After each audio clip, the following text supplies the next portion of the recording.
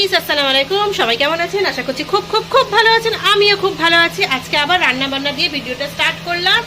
এটা যেহেতু চলছে ওই জন্য একটুখানি আওয়াজ হচ্ছে, একটু অ্যাডজাস্ট করে নেবেন। এখানে শিম, টমেটো, মটরশুঁটি দিয়ে একখানা তরকারি করছি, মাছের তরকারি। মাছও এখানে আছে, এর সাথে ধনেপাতাটা দিয়ে রেখেছি। আচ্ছা, এখানে ফ্রাই প্যানটা বসিয়েছি কাবাব বানাবো বলে। কাবাবটাকে আজকে একটা নতুন পদ্ধতিতে করব, ঠিক আছে? আগে চিকেন টিক্কা টাইপের মানে ভেজে নেব, তারপর ওটাকে তরকারি করব। আর আজকের আমার হেল্পিং হ্যান্ড হচ্ছে এইটা। আজকে আমার অনেক দেরি হয়ে গিয়েছে, রোজই বলি দেরি হয়ে গিয়েছে, কিন্তু আজকে ওকে বলছি যে কাট, তো একটু কাটাকুটি তো শিখতে হবে। তাই এখন আলু কাটতে দিয়েছি, আলু কাটছে। আর এখানে আমি চিকেনটাকে ব্লেন্ড করে রেখে দিয়েছি, মশলাও এখানে নিয়ে নিয়েছি। এগুলো মাখাঝোকা করব, ঠিক আছে? এই হচ্ছে আজকের আপডেট। আজকে আর হেলে দুলে কাজ করছি, তার কারণ বর বাড়িতে নেই, আমরা দুজন আছি। দুজন মানুষের যতটুকু কাজের প্রয়োজন ততটুকুই করব, ঠিক আছে? তাহলে দেখতে থাকুন, আমি রান্না করতে থাকি। আজকে আলু কাটতে দিয়েছি। ও বাপরে বাপ! হ্যাঁ, কর কর, রাখ রাখ। হ্যাঁ, এই কি এইদিকে রাখে না, এবার এখান থেকে এরকম এরকম করে পিস কর। হাতটা কাটিস না বাবা, তারপর আমাকে জেলে যেতে হবে নালে। হ্যাঁ, দে ওটা কাট। Very good. অত মোটা মোটা? হ্যাঁ, ওটা কাট। দেখে দেখে এরকম করে সোজা করে ধরো। হ্যাঁ বাবা,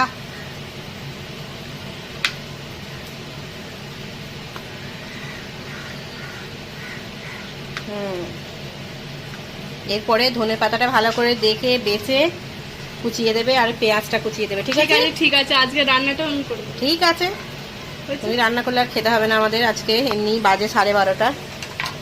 ধনে পাতাটা ভালো করে দেখে দেখে নিয়ে কুচিয়ে দাও, আর পেঁয়াজটা কুচিয়ে দাও, ঠিক আছে? তাহলে আজকে রান্নাঘর থেকে তোমার ছুটি। আমি রান্না করবো। চিকেন টিক্কাগুলো এইভাবে ভেজে নিচ্ছি। ওই কোফতা কারি হয় না, ওই রকম টাইপেরই করবো একটা কিছু। অল্প একটুখানি চিকেন ছিল, সেটাকে আর যেহেতু সলিড পিস ছিল, তো সলিড পিস আবার কেউ খেতে চাই না, যার কারণেই ভাবলাম এরকমভাবে করে নিয়ে কোফতা কারি টাইপের করি, তাহলে রাত্রে রুটি দিয়েও খেয়ে নিতে পারবে। আর শুধু যদি এটাকে ফ্রাই করে রেখে দিই তাহলে রুটি দিয়ে খাওয়ার জন্য অসুবিধা হয়ে যাবে। আর রাত্রেবেলা তো এখন শীতকাল, ভাত খেতে চাই না, তো এটা গ্র্যাটিস বুদ্ধি বের করেছি। আর এটাও মোটামুটি কষানো হয়ে এসছে, এটাকে দেবো। আর হাতে ফাতে খালি চুল আটকাচ্ছে তোর বাবা। এই দেখ দেখ চুলটা দেখ। আমি তো মাঝে মধ্যে বলি, এত চুল যদি আমার মাথায় থাকতো তাহলে তো আমি এলোকেসি হয়ে ঘুরতে পারতাম, তাই না? কিন্তু ওই যে নেই, ওই এলোকেসি হয়ে ঘুরবো বলেছি না, ওই জন্যই নেই।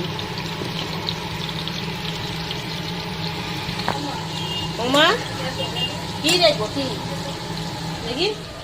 হ্যাঁ, এবারে কর কোচা। এই তো, হ্যাঁ, আঙুলটা বাঁচিয়ে ভাই। হ্যাঁ, এই তো সব কিছু শিখে গেছে। এখন আমি 4 হাত পা ছড়িয়ে বসে বসে খেতে পারি। কি বাবা, কি কাজ শিখতে হবে না?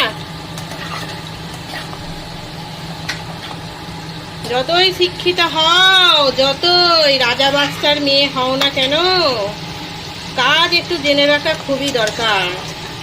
পরিস্থিতি কখন কাকে কোথায় নিয়ে যায় কেউ বলতে পারে না, তাই তো? নাকি জ্ঞান দিয়ে ফেললাম? জ্ঞান দিইনি, এটাই সত্যি কথা। সবকিছু জেনে রাখা, শিখে রাখা খুবই দরকার।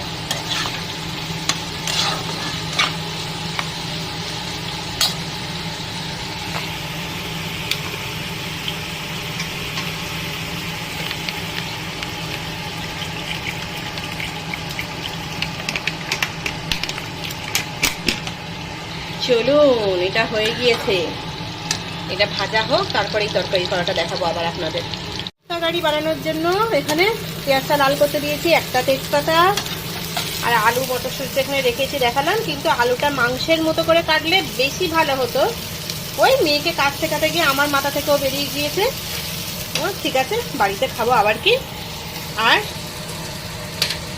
এই যে এগুলো ভাজা রাখা আছে, এগুলোই মেশাবো। এমনি 4টে রেখে দিয়েছি, ওগুলো এমনি ডাল দিয়ে খাওয়ার জন্য রেখেছি, আর এটা তরকারি করবো বলে। আচ্ছা, আর একটা কথা বলি, কোফতা কারিতে কিন্তু আলু দেয় না, ঠিক আছে? কিন্তু আমি আলু দিচ্ছি, তার কারণ বললাম একটু রুটি দিয়ে খাবে, একটু আলু দিলে বেশি ভালো হয়। এটা অ্যাকচুয়ালি আমার হোটেলের মতো থোড়ি না কোফতা কারি হচ্ছে। এটা আমার রেসিপি, আমার মাথা থেকে বেরিয়েছে এরকমভাবে, তাই বললাম গ্যাসিক পদ্ধতিটা করছি।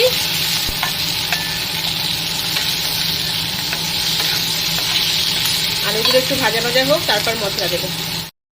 ওইটা হতে হতে এদিকে আমার মাছের তরকারিটাও হয়ে গিয়েছে। সিম মটরশুঁটি দিয়ে মাছ দিয়ে যেটা বললাম, এই পেঁয়াজ কলিটা ছিল, তুই তো কাটলি না, ওটাও তো দেওয়া যেত। হ্যাঁ, ওকে ফ্রিজ থেকে সবজি বের করতে বলেছি, ওই রকম করে সবজি বের করেছে। এটা দুপুরবেলার তরকারি, ঠিক আছে, আর ওটা রাত্রেবেলার। ওটা দুপুরবেলা কাউকে দেয়া যাবে না, শুধু ভাজাটা দেয়া যাবে। তরকারিটা রাতের জন্য, আর এইটা দুপুরবেলার জন্য। চলুন একটু বাইরে থেকে ঘুরিয়ে নিয়ে আসি আপনাদের। এতক্ষণ রান্না দেখাতে দেখাতে বোর করেছি, কি আর ঘোরাবো, এখানে তো শুধু কাপড় আর কাপড়। আর এই গাছটা দেখুন, ফুল গাছটা, এই ফুলগুলো সেই পেন্সিল ছুললে যেমন হয় ঠিক তেমন হয়েছে, দেখুন।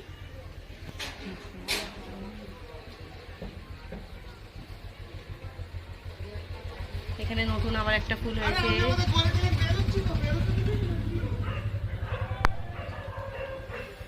আর এখানে কারুর একটা বিয়ের প্যান্ডেল চলছে।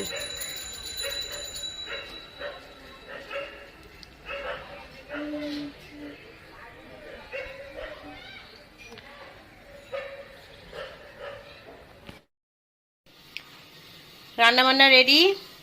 এই যে চিকেনের টিক্কা দিয়ে যে তরকারিটা করেছিলাম সেটা হচ্ছে এইটা। এখানে হচ্ছে ডাল, আর এটা তো আপনাদের দেখিয়েছি, এটা তাও এক ঝলক দেখিয়ে দিলাম। এটা মাছ, আর চারটে বললাম এক্সট্রা তুলে রেখেছি। ব্যাস, আজকের মতো রান্নাঘর থেকে আমার ছুটি। শুধু রাত্রিবেলা রুটি বানাবো, বানালেই হয়ে যাবে। আর ওখানে ভাত আছে। ব্যাস, চলুন এবার গোসল করা যাক। তার আগে বেসিনে দুটো বাসন আছে, সেটাকে মাজি। হাঁপিয়ে গিয়েছি এত কিছু রান্না বান্না করে। Good evening. দুপুরবেলা লাঞ্চ করে নিয়ে রেস্ট নিয়েছিলাম, তারপর সন্ধ্যেবেলা বড় এসছে, ওদিক থেকে বোনও ফোন করছে, চলো চলো একটু কোথাও বেরো, একটু কোথাও বেরো। বাড়িতে বসে বসে বোর হচ্ছি। এখন বাজে রাত 10টা। এখন আমাদের লিট্টি খাওয়ার খুব শখ হয়ে গিয়েছে, কিন্তু এসে দেখছি অ্যাকচুয়ালি যে লিট্টি সেই লিট্টি না, এ তো তেলে ফ্রাই করা লিট্টি। যাই হোক, অর্ডার যখন দিয়ে ফেলেছি খেতে তো হবেই। আর এই লিট্টি দেখে আমার বর আমাকে বারবার বলছে, ওফ যা লিট্টি খাওয়ালে। আরে এটা কি আমি খাওয়ালাম বলুন তো? দোকানদার যদি এরকমভাবে লিট্টি বানায়, আমার কি দোষ আছে? আর আমার বোন এসে আগে অর্ডার দিয়ে ফেলেছিল, তাই কিছু করার নেই, খেতে হলো। এটা খেয়ে টেয়ে নিয়ে আমরা আবার একটু ঘুরতে বের হব।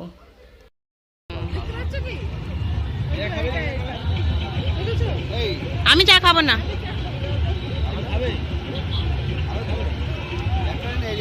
না আমি খাবোই না, আমার ওই এমনি প্যান্ডিক মেরে তবে এসেছি আমি।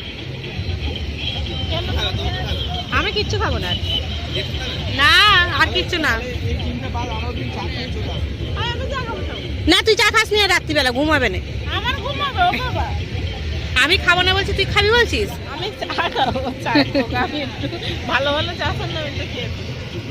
চল চলে বিবির হাটে চল। তাহলে এইবার বাড়ি ফেরার পালা। অনেক হই হুল্লোড় করলাম, এবার বাড়ির দিকে যাচ্ছি। আর খুব ঠান্ডা। আমার ভিডিওটা যদি ভালো লেগে থাকে তাহলে লাইক কমেন্ট শেয়ার করবেন, আর সাবস্ক্রাইব করতে ভুলবেন না। টাটা।